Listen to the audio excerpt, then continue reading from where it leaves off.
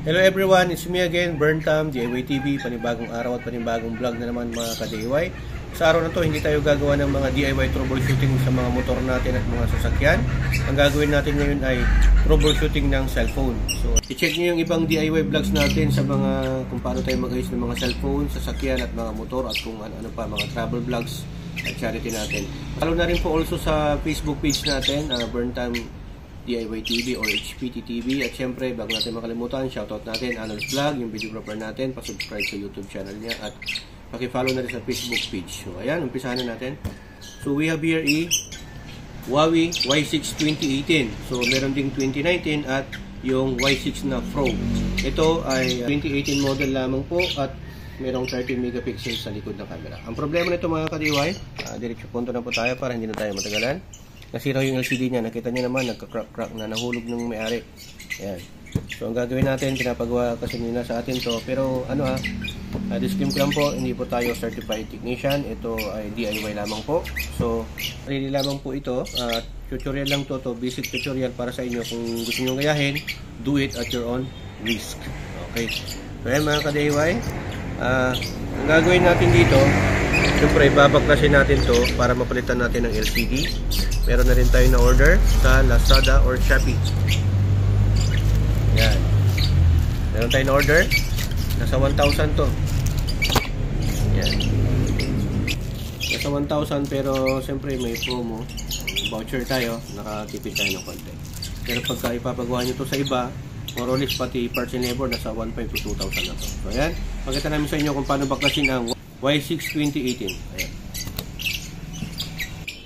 So, ito yung mga tools natin na kung saan pagka nag-order ka ng mga LCD or touchscreen, may mga kasama ng ganito tools. Yung mga gamit ng mga cellphone technician. Okay. So, ayan, tanggalin muna natin yung battery. Ayan, tanggal na. Matik. Likod niya, kita mo yung battery. Tatanggalin na natin itong mga flex. Yan yung likod ng Huawei Y6 2018. So, may mga tornilyo din yan at may mga flex. Yung flex mga ka-DIY, ingatan nyo po na baka masira. Ganun nyo lang po yan. Yan. Okay. Tapos ito. Ito yung pangtanggal ng tornilyo. Special tools po yung mga gamit dito mga ka-DIY. Yung sa atin may magnet.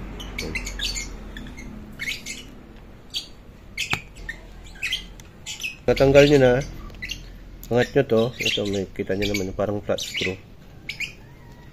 Dahan-dahan lang. Yun. So ito mga ka-DIY, itong flex na to para sa LCD to. Ito naman ay para sa motherboard. At ito yung para sa battery na flex. So tatanggalin natin. Dahan-dahan. Yan. So pag natanggal na yan, itong battery hindi po yan sira. Kaya dahan-dahan po natin yan. Yan. Iangat. So ganyan po yung isura ng battery niya mga ka-DIY. Pag gusto nyo rin magpalit ng battery, huwag kayo maniwala na disposable to. Yung battery, napapalitan. Diba? Ayan. Okay. So ayan, itong gilid naman ang tatanggalin natin. Tutuklapin natin to mga ka-DIY. Ayan. Bilis no? Kasi ito, hindi na to original. Napalitan na to kaya madali nang baklasin.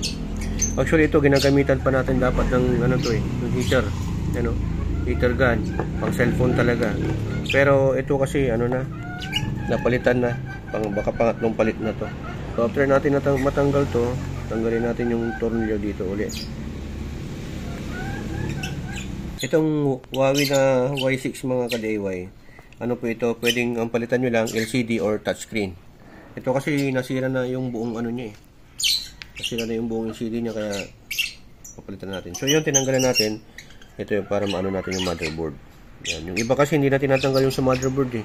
Ito, ang dami mong tatanggalin. So ingat kayo sa mga nito, parts. Ilagay nyo ito sa Tapos, pag natanggal na yan, matatanggal na rin itong harapan. Tuklapin nyo rin yan. Ito, gamit nito. Yan. Ito kasi na namin. So pag naano nyo yan, dahan-dahan. Yun. Yan Ito kasi yung niya. Yung sa LCD mga ka-DIY. Yung flex niya. So So, ingatan nyo na matupi-tupi yung flex o maputol. So, ganyan po yung itsura ng LCD at touchscreen ng yan. So, ito po yung likod ng Y6 2018. Replacement na rin po mga kadeway. Pinagawa sa ACCP, San Carlos City. Yan, Pangasinan. Yan yung sticker ng technician. So, may good yan. Yan. Ito yung LCD, ito yung touchscreen. Ito yung LCD, ito yung touchscreen mga kadeway. Siyempre, hindi mo na. So, pwedeng ito lang ang palitan mo. Pwedeng ito rin. Kaya lang, ito kasi nasira na dalawa. So, papalitan na natin yan. Okay? So, hindi na natin pwedeng magamit yan. Tapon na natin yan. So, ito, pwede nyo rin itong tanggalin mga ka-DIY para hindi siya matupi-tupi. Kaya lang, ito, hindi na. Sa akin. Ingatan nyo na lang. So, unbox na natin. Ang bagong LCD ng Huawei Y6 2018. Yan. Yung brand niya ay Parts Expert. Nakasil pa. Yan natin. Wow. Pogi, no? Parang branded. Premium copy mga ka-DIY. May OEM, may premium copy, at may replacement lang. Tatlong klase, no? Kasi hindi ka na makakabili ng original. Ang original kasi, yung mismong pagka binili mo, yung bagong cellphone, yun yung original, LCD. Sa nasira, pamimiliin ka kung OEM, premium copy, o replacement lang. Okay? Ayan. Ito yung buong LCD mga ka-DIY. Compare nyo, bago nyo ilagay, kasi mamaya mali, hindi nyo na maibalik. Diba?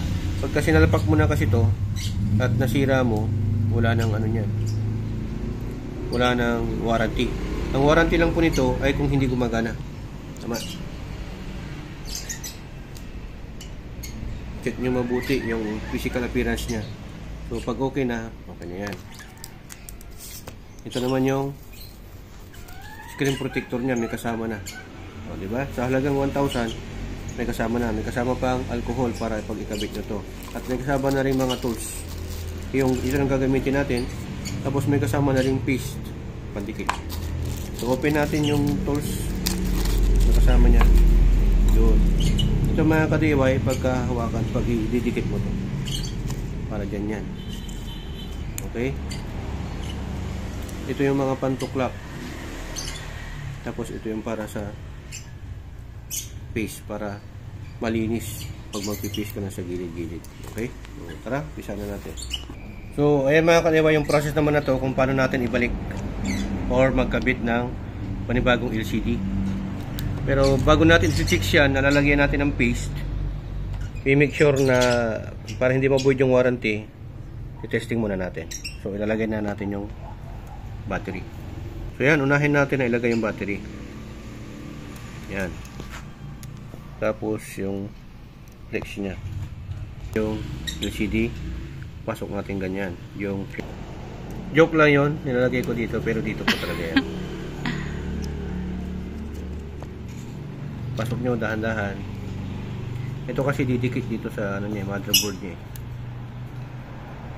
Diba? Ito kasi yung so, andito na yung flex ng LCD. Saka dahan-dahan na ilagay nyo. Ganyan. Tapos ilalagay na natin dito. Pag tumunog, okay na yun. Ito rin. Pagka tumunog yan mga ganyan, DIY, okay na yan. Ngayon ang gagawin natin, testing natin. Ito. Pwede bang? So yan, pwede natin i-testing kahit na hindi pa nakalagay yung case nya. Dito, pinutin natin. Press. Yun, pag nag-vibrate na, antayin nyo. Yun, gumana na po. Yan. Huwag nyo munang tanggalin tong plastic na cover ng LCD para hindi ho ma-void yung warranty. So, antayin natin yan kasi medyo matagal. Ayan mga ka-DIY, lumabas na ho. Yung may-ari ng cellphone. Si Adam's Vlog pala to eh. So, tingnan natin kung gumagana. Ayun, very soft lang oh. wala ho siyang lag, wala ring ghost touch. So papalinawin natin, taas natin ganyan, yun, brightness pinakamalinaw na yan.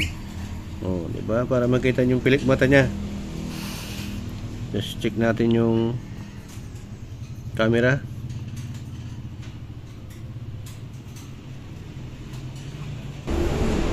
Hello. So gumagana na siya. Okay naman so far. May katagalan lang, no?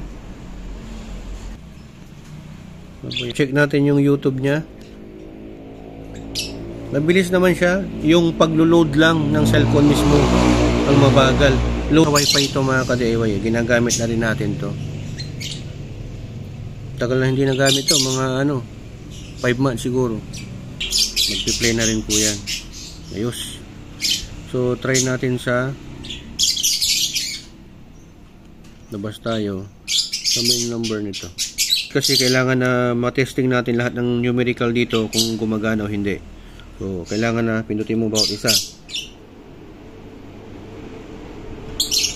Asterisk 0 sa number. Okay lahat.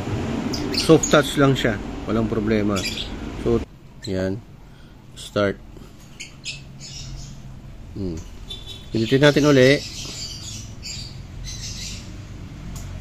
Lagi nyong gagawin to mga ka-DIY pagka nagkakabit, bago nyo i-fix. Lagi nyong gawin to na sanayin nyo na i-testing muna lahat ng mga to, alphabetic, tapos mga numerical nya kung gumagana. So yan, gumagana ho lahat. Okay? So pag gumagana lahat yan, saka na natin i-fix.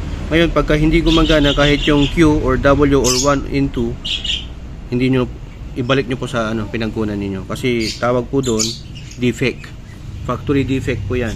Okay, so ito all goods naman, walang problema sa LCD nya, kaya i-fix na po natin yung camera, yung sounds na naman natin, napagana natin, pati yung sa movie sa YouTube. Okay, so delete natin, labas na tayo. Soft touch lang po siya. Fix na natin, patayin muna natin. Yan. Bago nyo to lagyan ng pandikit, yung mga natira dito na adhesive nya, tanggalin nyo muna, linisan nyo gamit kayo ng alcohol, kasi hindi yan didikit kung parang ganito mga ka-DIY. Yan, meron pa siya. Ito kasi nalinisan na namin, binuo lang namin para mapakita namin sa inyo kung paano mag-disassemble at assemble. Okay, so yan, kunting-kunti lang po. So yan, nilalagay na ho natin mga ka-DIY. Huwag nyong lalagyan yung sa may camera at sa may speaker. Dire-diretso yan. Pag nilagyan mo yan, dire-diretso yan. Para mabilis. Para hindi po tayo matuyuan. Yan, malapit na ho tayo. Dito lang po sa may ibabaw. Yun. So pag okay na yan, make sure na lahat nalagyan nyo po, kasi baka may mga hindi kayo nalagyan. Yun po ang magkakaroon ng tuklap, puka, diba? So pag okay na yan mga ka-DIY, saka na natin ilalagay ito. Sure nga hindi nyo ilalagay ng paganyan kasi ikala nyo dyan din ipapasok. Dito ho, tama ba?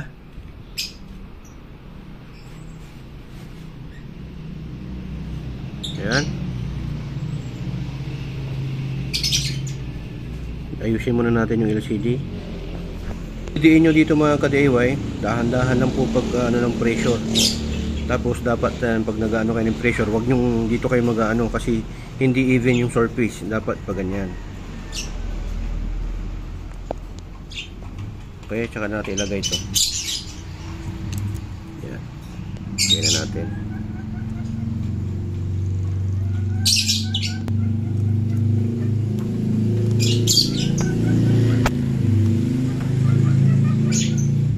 Ganun lang po siya kadali. Okay? Tapos ito, yan, lagay nyo. Check nyo yung mga flex na yung mga connector, dapat hindi natatanggal. Yung ito, kahit nandun natin lagyan to, huwag nyo kalimutan yung button. Diba? So yan, lagay ko na rin to mga ka-DIY. Para hindi na siya matanggal-tanggal. Yan. Para tanggal yung mga flex doon sa port nya. Tatlo ho yan. Meron pa ito, di ba? Kasi ito muna. Lagay natin to. Ang ka-DIY, huwag nyo lang basta ipapatong to. Ito yung para sa ano? Sa ano ng cover ng ano, charging pin. Dapat iuna nyo siyang ganyan. Yan, para lumapat. Okay. So, ito po mga ka-DIY, yung turilyo naman niya, kahit na magkabalik-baliktad mo, basta tignan mo na pare-parehas lang naman ng sukat.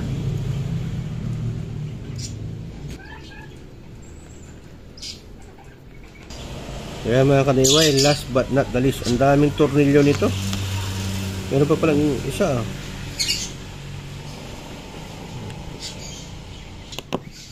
Yan. So, ito naman ang ilalagay natin, ito dito. May guide ho yan na kung saan parang ano niya. Tapos ito, dito siya. Okay. Hanapin nyo lang.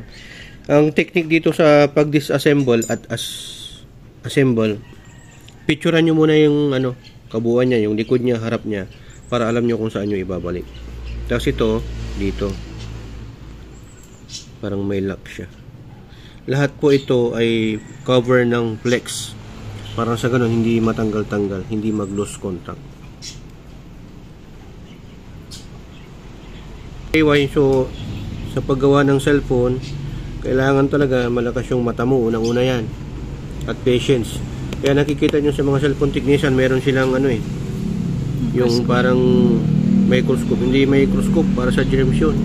Ano yung mismong ano nila, magnifying nila, may sinusuot pa sa mata, talagang maliliit na parts. At saka meron talaga yung malaki na magnifying microscope daw, sabi nung compact disc.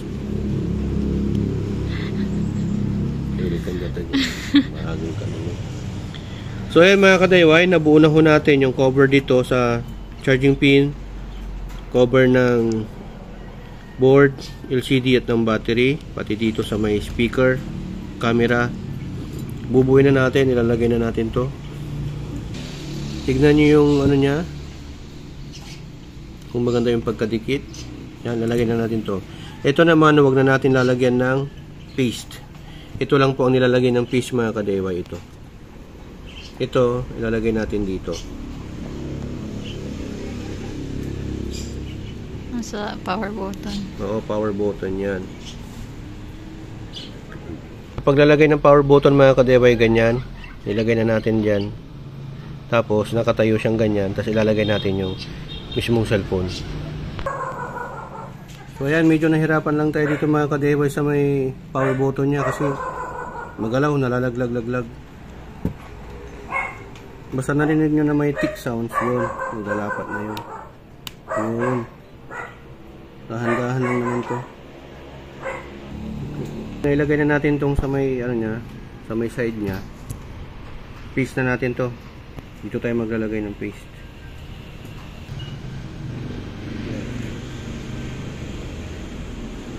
So, pag nailagay nyo na, make sure na nakapix na lahat bago nyo ilagay. Wala na kayo nakalimutan. Tsaka na natin ilalagay. Kasi ito naman, ito na yung pinakalas, di ba? Lagay na natin. Yun.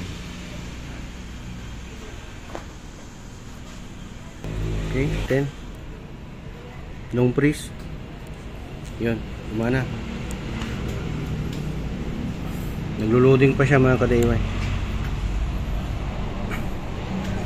Lumabas na yung screen niya.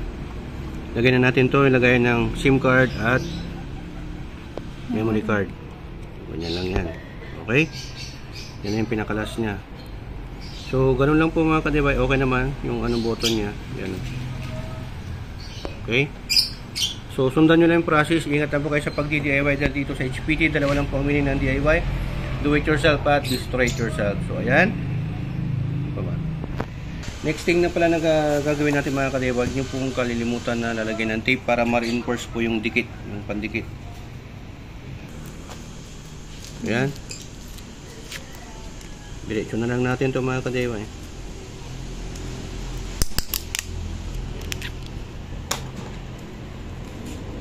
Okay. Sige dyan.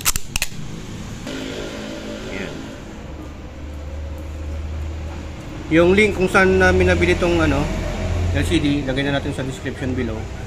Nasa 1,000 to. Pwede yung pag may voucher kayo, may promo kayo, pwedeng 800. Pag ipapagawa nyo to sa labas, mga nasa 2,000 na to. Pero pag sa sarili nyo, nakatipid ka na, natuto ka pa. Diba? Dahil dito sa HPT, sharing is Caring. sharing. So ingat po kayo sa pag-DIY. So God will be the glory and burn times sa inyo.